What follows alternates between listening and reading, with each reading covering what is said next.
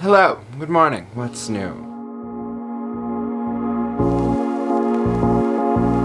The purpose is to create the conditions in which each individual's opportunity to exercise power is maximized in the context of the larger community. Severin Brun and Paula Raymond.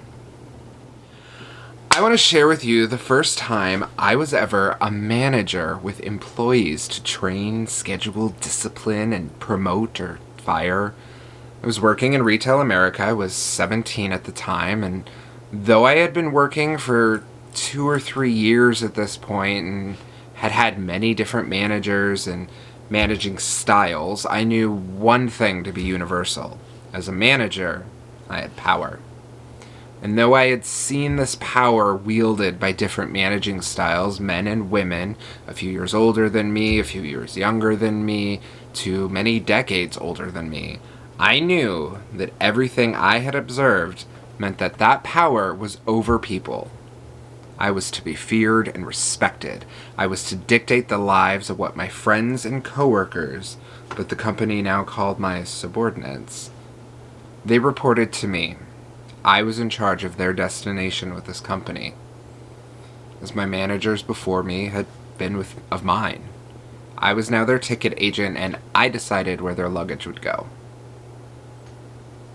At least, that's how I felt my manager described my new role to me.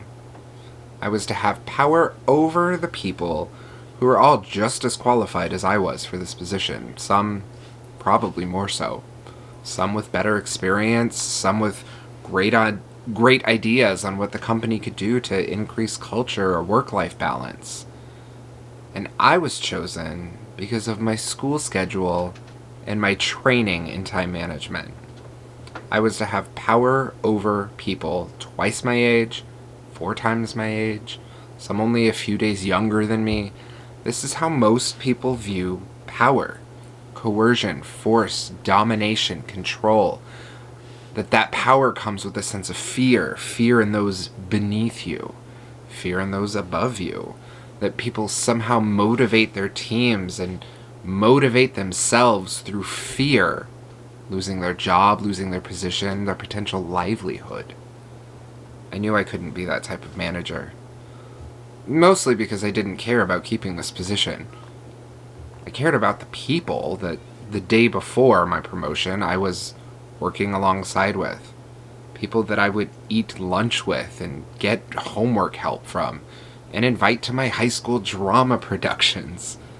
They weren't beneath me, no matter what my power-hungry bosses told me.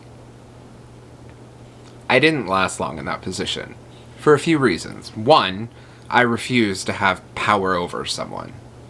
2, I was in a horrible car accident that left me comatose for almost 2 weeks, and then on bed rest for a few months, and 3, I was moving out of the state to go to college. I was able to transfer within the company, but gladly took the demotion back to the lowly, not a manager. I soon took another position at another company as a manager, but I let them know before hiring me that my management style, I don't buy into power over. The person that I am, whether it's in corporate America or just my daily life, I'm a power with individual. What are the types of power? We have power over, power with, power within, and power to. We all know, even without my long-winded story, what power over is.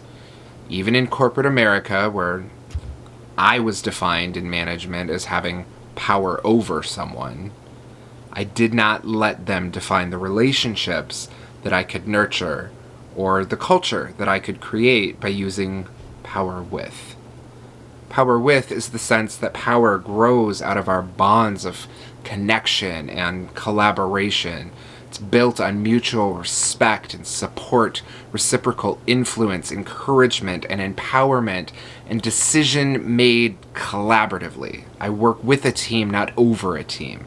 My employees were also my friends, people I could still eat lunch with, go dancing with, and bounce ideas off of. Socially, this is how I act too. I do not view anyone as having more or less power than I do. And this is a privilege that I can use as a white, sometimes male, presenting person in society. I recognize the humanity in a person before their title. This builds stronger bridges within class, gender, and culture distinctions.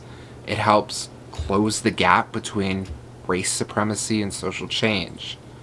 It is one of the first steps in becoming an anti-racist, recognizing that everyone around you, regardless of race, color, origin, religion, sex, status, disability, creed, orientation, or identity.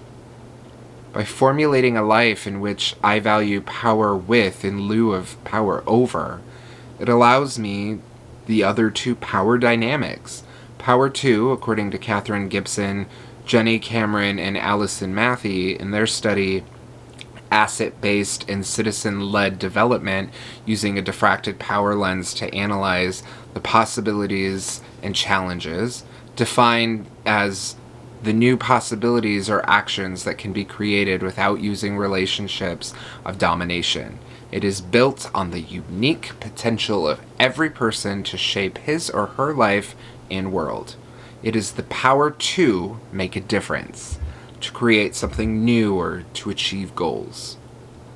By harnessing the power of, power with, and power to, it springs forth the power within.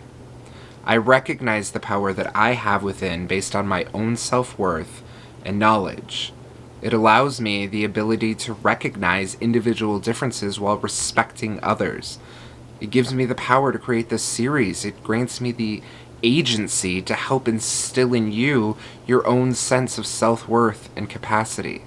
By holding tightly to the importance of power to, power within, and power with, I recognize that I can make a difference, and able to freely and willingly help you recognize that you can make a difference too. Be kind to one another.